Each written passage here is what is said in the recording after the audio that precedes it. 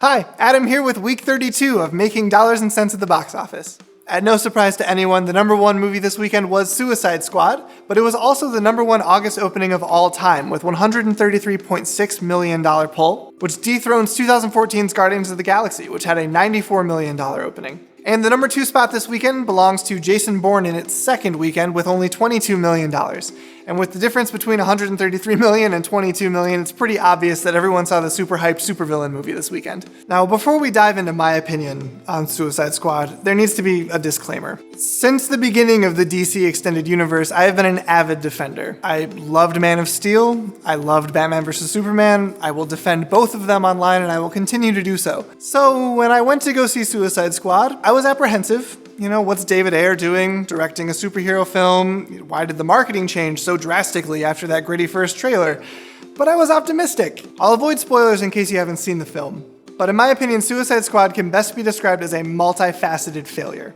There are so many layers surrounding everything that was wrong with this movie, it can't even be attributed to one specific thing. But let's make a list. First and foremost, there's the writing, which was somehow both atrocious and bland at the exact same time. Almost all of the characters were forgettable, and the ones that weren't, which were maybe like 3 of them, were only memorable because they were so awful they were burned into the audience's psyche, and not for the reasons that they wanted. And then there's the editing, which was less like a cohesive film and more like 30 middle school boys in a room drenched in Axe body spray, chugging Monster energy drinks, yelling ideas at each other while their older burnout brother's iPod is on shuffle. And by the time this prepubescent highlight reel finally did get a plot going, it just turned into a CGI-heavy bore fest. I mean, not even Thor the Dark World made me want to check my phone, and also Twitter, and also Snapchat, and also Instagram, and also Facebook, and let's just see what the weather's doing outside. But let's address the face-painted elephant in the room. Jared Leto's Joker was less of a fresh, edgy adaptation of one of the most terrifying comic book villains of all time,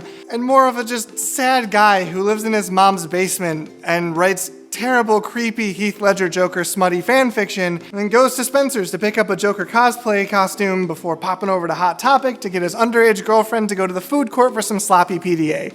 Jared Leto's Joker had the swagger of the guy you want to leave the party because someone is going to punch him in the face, and I wish they had. But despite the way that I'm talking about it, this film actually wasn't all bad. Will Smith, Viola Davis, and Margot Robbie all breathed some life into the thin characters that the script provided, and I would love to see them into some future installments providing they get written a little bit better. Will Smith as Deadshot provided the only relatable character, and really the only one with any earned emotional weight, but if you pair that with Will Smith's on-screen magnetism, he was the only character carrying what plot there was to carry. And Viola Davis was a surprising mastermind who was far more terrifying than the Joker was trying so desperately to be, and she actually created some semblance of tension whenever she was on screen. And then there's Margot Robbie's Harley Quinn. Now, Margot Robbie really went all out in making sure that Harley Quinn is going to be the fun, quirky part of this otherwise flavorless movie, but unfortunately the camera lingered a little too long on the backside of her shiny shorts than anything else. Not to mention the legions of people saying that they want a relationship like the Joker and Harley, which is a problem in and of itself because that relationship that they want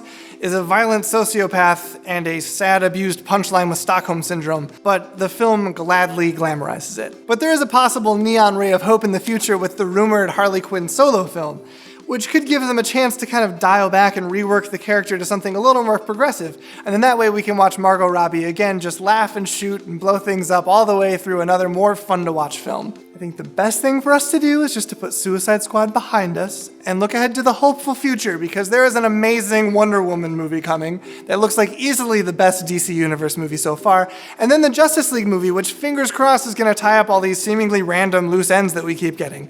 But we can really only go up from Suicide Squad. And the other newcomer this weekend was Kevin Spacey's 9 Lives, which if you don't remember was the movie about the dad that turns into a cat to learn how to be a better dad. Just drown me. Which is like an Animal Freaky Friday sent straight to TV. It only brought in $6 million this weekend, so it's not going to collapse the house of cards that is Spacey's reputation, but it is going to be a blemish on his filmography. And you too, Christopher Walken. And putting this past weekend behind us, we should look ahead at what's flying into theaters this Friday. We've got Disney's Pete's Dragon, which looks like kind of a safe, fun family film, and I bet it's going to take the #1 spot this weekend. We also have Meryl Streep and Hugh Grant in Florence Foster Jenkins, which is about a woman who can't sing but does anyway. It looks like it's going to kind of draw in the older crowds, but with Meryl Streep, I mean, she plays kind of a normal older woman, so let's just give her the Oscar anyway and save us the disappointment of thinking a better, more talented actress could win this year. It defies medical science. Because it does. She shouldn't win that many Oscars. Anyways. And lastly, we have Sausage Party, Seth Rogen's crass CGI comedy about food that finds out what happens to it when it gets taken home from the supermarket. It's been in the works since 2010, so I, for one, am really hungry to see how it turned out. It's a terrible pun. Well, that's it for this week, but we've got a diverse 3 films coming out this weekend, so there should be something for everyone. So go see a movie, and we will see you next time on Making Dollars and Sense.